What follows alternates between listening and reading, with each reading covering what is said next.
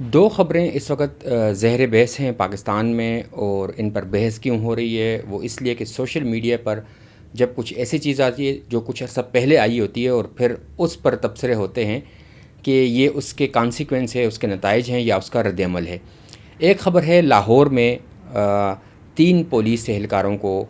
Firing کے 2 الگ الگ واقعات میں قتل کیا گیا ہے۔ 3 اہلکار الگ سے زخمی بھی ہیں اس میں۔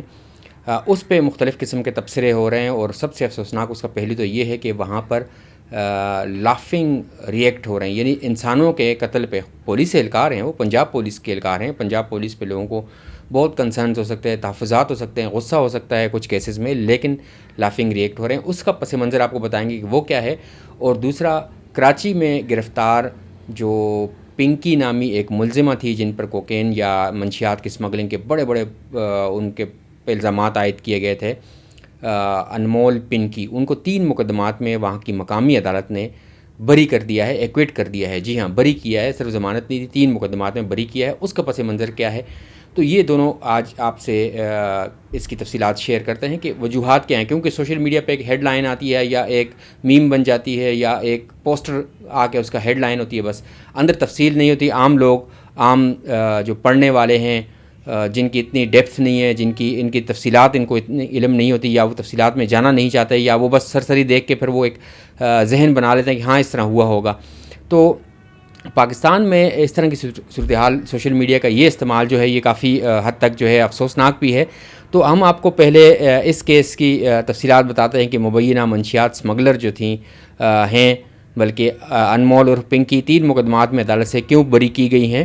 یہ منشیات اسمگلنگ اور بیچنے کے الزام میں جو گرفتار ہیں انمول اور پنکی، کراچی کی ایک سیشن عدالت نے گزری پولیس اسٹیشن میں درج 3 مقدمات میں سے ان کو بری کر دیا ہے، اور منشیات بیچنے کے یہ الزامات جو تھے، یہ مقدمات جو تھے ان پہ، یہ سنہ 2020، 21 اور 22 میں درج کیے گئے تھے۔ یہ بڑی دلچسپ تفصیل ہے کہ بری کیوں کیا گیا۔ حالانکہ ان مقدمات میں ملزمہ جو تھیں وہ ان کو مفرور قرار دیا گیا تھا، پنکی کو مفرور قرار دیا گیا تھا، تو وہ بری کیسے ہو گئیں؟ اب اس میں بڑی تکنیکی چیز ہوتی ہے جو قانون دیکھتا ہے۔ قانون یہ دیکھتا ہے کہ جب آپ پہ یا کسی شخص پہ الزام ہے اور اس پہ کیس چلایا جا رہا ہے، اس کے ساتھ وہ ملزم جو انڈر ٹرائل ہے یا اس پہ کیس چل رہا ہے، وہ تفتیش کے دوران کسی اور ملزم کا نام لے لیتا ہے اور اس ملزم کو گرفتار نہیں کیا جاتا، یا وہ فرار ہو جاتا ہے یا مفرور قرار دیا جاتا ہے عدالت کی جانب سے، تو اس کا ٹرائل نہیں ہوتا، صرف اس کا ہوتا ہے جو گرفتار ہوتا ہے۔ وہ جتنے بھی لوگوں کا نام لے خواہ، ان کو بعد میں کہا جاتا ہے کہ یہ مقدمے میں شامل ہیں، ان کو مقدمے میں شامل کیا جاتا ہے۔ لیکن جب اصل ٹرائل جس مقدمے جس ملزم کا چلتا ہے وہی بری ہو گیا، تو جس کا نام لیا تھا اس کا کیا بنے گا؟ کیا اس پہ کیس چلتا رہے گا؟ یہ اس کی کلاسک مثال ہے۔ اس کیس میں ہوا یہ کہ ایڈیشنل ڈسٹرکٹ اینڈ سیشن جج جو ہیں جنوبی ساؤتھ کے جو ڈسٹرکٹ اینڈ سیشن جج ہیں کراچی ڈسٹرکٹ کے، ارشاد حسین، ان کی عدالت میں انمول عرف پنکی کی جانب سے ان کے وکیل کے ذریعے سیکشن 265 کے، یہ قانون کی ایک شق ہے، اس کے تحت درخواستیں جو ہیں دائر کی گئیں، اور ان میں انہوں نے مکمل طور پر دلائل دیے، سماعت ہوئی اس کی، اور یہ تینوں جو ہے درخواستیں جو الگ الگ دائر کی گئی تھیں، تینوں مقدمات میں 20، 21 اور 22 کے جو مقدمات تھے جن میں ان کو ایکیوز یعنی شریک ملزمہ قرار دیا گیا تھا، تو ان درخواستوں کو عدالت نے منظور کر دیا۔ تو جب عدالتیں منظور ہو گئیں تو وہ تینوں مقدمات میں بری ہو گئیں۔ جج نے اس موقع پر اپنے مختصر فیصلے میں کہا بھی کہ میری حتمی رائے ہے کہ یہ مقدمہ ضابطۂ فوجداری یعنی کرمنل جو پروسیجر کوڈ ہے اس کی دفعہ 265 کے جو ہے اس کے تحت اختیارات کا استعمال کرنے کے لیے موزوں ہے، یعنی میں اس کے تحت اپنے اختیارات استعمال کر سکتا ہوں۔ تو اس سے نہ صرف عدالت کا قیمتی وقت بچے گا بلکہ ملزمہ کو غیر ضروری مشکلات سے بھی نجات ملے گی، یعنی یہ غیر ضروری طور پر اس کیس میں اب وہ اس میں پیش ہوں گی عدالتوں میں، تو چونکہ وہ آلریڈی جیل میں ہیں تو ان کو اس وجہ سے کیا ہے۔ عدالت نے پھر خواتین کی جو جیل ہے کراچی کی، اس کے حکام کو بھی ہدایت کی کہ اگر ملزمہ کسی اور مقدمے میں مطلوب نہیں تو انہیں رہا کر دیا جائے۔ یہ عموماً ہر کیس میں جب بھی ضمانت ہوتی ہے،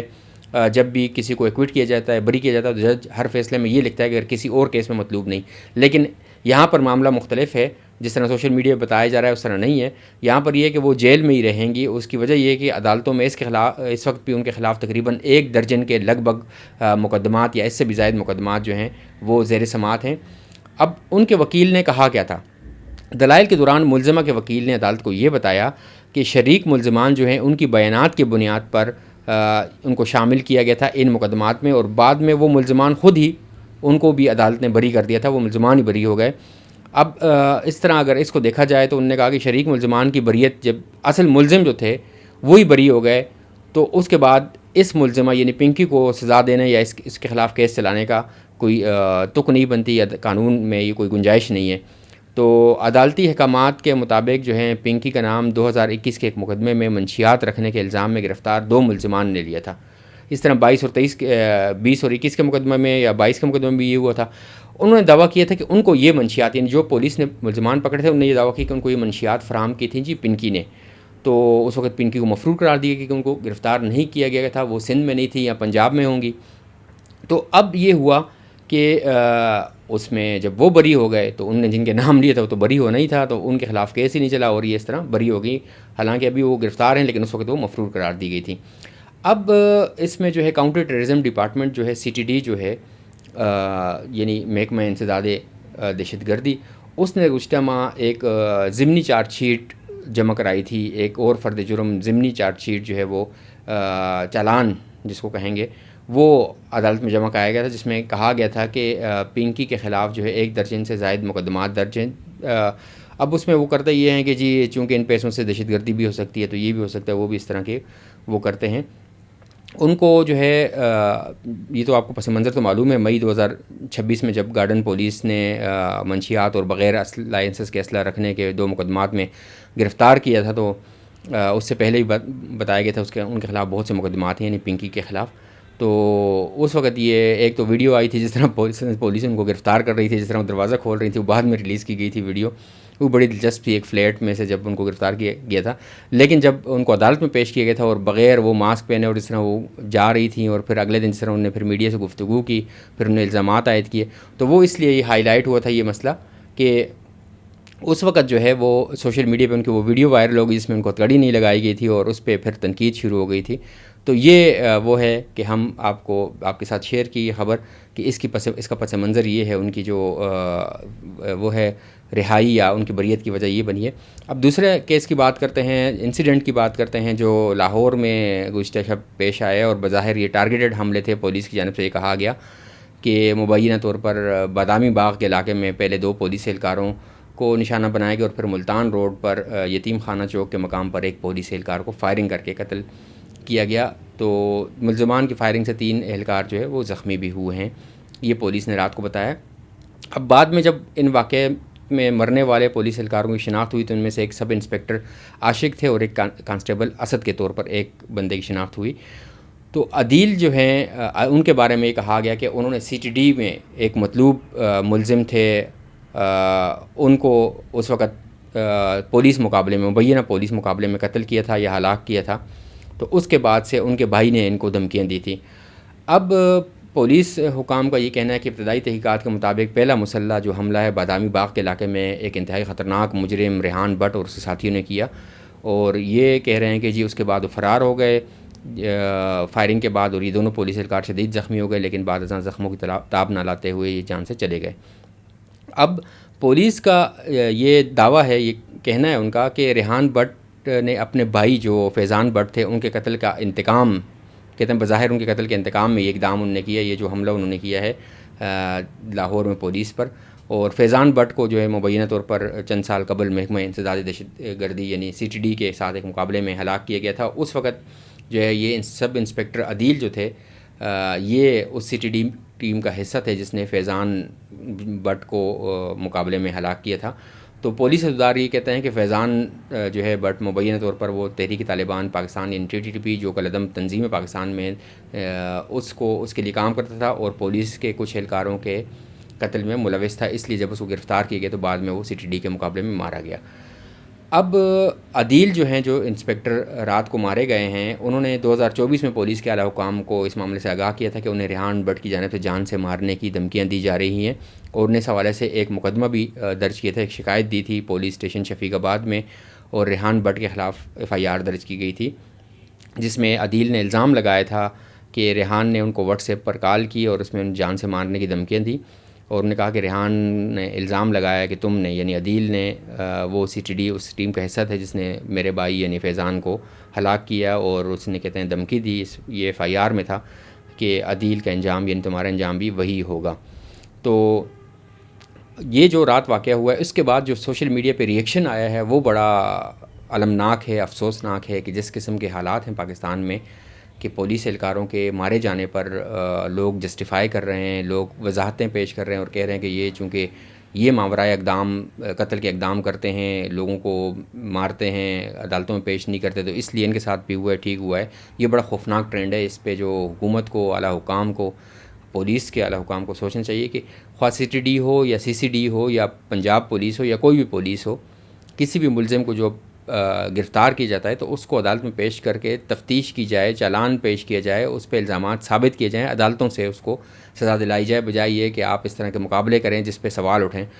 حالانکہ اب کوئی اصلی مقابلہ بھی اگر خدا نخواستہ کہیں ہوگا اور اس میں کوئی مارا جائے گا یا کوئی بھی کسی بھی ملزم یا مجرم یا جو بھی ہوگا تو اس پہ بھی اب سوال اٹھیں گے، اس پہ بھی لوگ شک کریں گے، کیونکہ پچھلے 7 8 10 مہینوں میں جو کچھ سی سی ڈی نے کیا ہے، حالانکہ یہ سی ٹی ڈی کا کیس ہے، لیکن سی سی ڈی نے جو کچھ کیا ہے وہ بڑے خوفناک ہیں۔ اور آسٹریلیا کی جو بچی پاکستان آئی تھی اپنے والد کے ساتھ، جس طرح اس کا قتل ہوا، پھر اس کے والد کو گولی لگی اور اس کے والد پہ جس طرح دباؤ ڈالا گیا، وہ سب کچھ ریکارڈڈ ہے، وہ ویڈیو میں ان کے والد نے بیان بھی دیا۔ تو فائرنگ کا ایک اور واقعہ بھی ہوا ہے اور اس میں جو ہے مسلح افراد نے اس پہلے واقعے کے کچھ دیر بعد ملتان روڈ پر واقع کالعدم تنظیم جو ہے Tehreek Labbaik Pakistan T L P جس کو کہتے ہیں، اس کے ہیڈ کوارٹر یا اس کا صدر دفتر جو ہے اس کے پر تعینات پولیس اہلکاروں پر مبینہ طور پر فائرنگ کی اور اس میں جو ہے 4 لوگ زخمی ہوئے، جن میں سے ایک کانسٹیبل حارث نام کا وہ بعد میں زخموں کی تاب نہ لاتے ہوئے چل بسا ہے اور حملاور جو ہیں وہاں سے فرار ہو گئے ہیں۔ اب کہتے ہیں کہ حملاور وہی ریوان بٹ کے تھے، پولیس بھی کہتے ہیں کہ یہ وہی والے حملاور ہیں جو نے پہلے حملہ کیا اور پھر وہاں سے آگے نکل گئے اور یہاں پر بھی انہوں نے ہی حملہ کیا، یہ ان کا کہنا ہے۔ اب مسئلہ یہ ہے کہ تحریک طالبان پاکستان کے ایک اور گروپ بھی ہے احرار کے نام سے، مومند جنسی پہلے تھی، اب ضلع ہے، وہاں پر وہ سرگرم ہے اور انہوں نے یہ ذمہ داری قبول کی ہے۔ تو بظاہر یہ کوئی عام معمولی واقعہ نہیں ہے، کسی کے بھائی کو قتل کیا اور اس نے جواب دیا، ظاہری بات ہے کوئی بڑی لاجسٹکس فراہم کی گئی ہوں گی۔ اب پولیس تفتیش ہوگی یا اس حوالے سے کوئی سی سی ڈی یا سی ٹی ڈی کوئی واقعی سے تفتیش کر کے چیزوں کو سامنے لائے گی تب معلوم ہوگا، ورنہ ریحان بٹ کو بھی گرفتار کر کے اگر اسی طرح مقابلہ ہی کرنا ہے تو پھر وہی ہوگا کہ یہ ایک سلسلہ ہے، لامتناہی سلسلہ قتل کا، ایک کے بعد دوسرا اور دوسرے کے بعد تیسرا، اور پھر جوابی رد عمل، یہ وہ خواہ وہ دہشت گرد ہوں، جانے مانے دہشت گرد ہوں، تب بھی دنیا بھر میں یہی قانون ہے کہ آپ نے ان کے سر پہ رقم کیوں نہ ہو آپ نے مقرر کر رکھی ہو، تب بھی اگر وہ گرفتار ہوتے ہیں تو ان کو عدالت میں پیش کیا جائے، ان کے خلاف تمام شواہد جو ہیں، ثبوت وہ فراہم کرتے ہوئے عدالت سے ان کو سزا دلائی جائے۔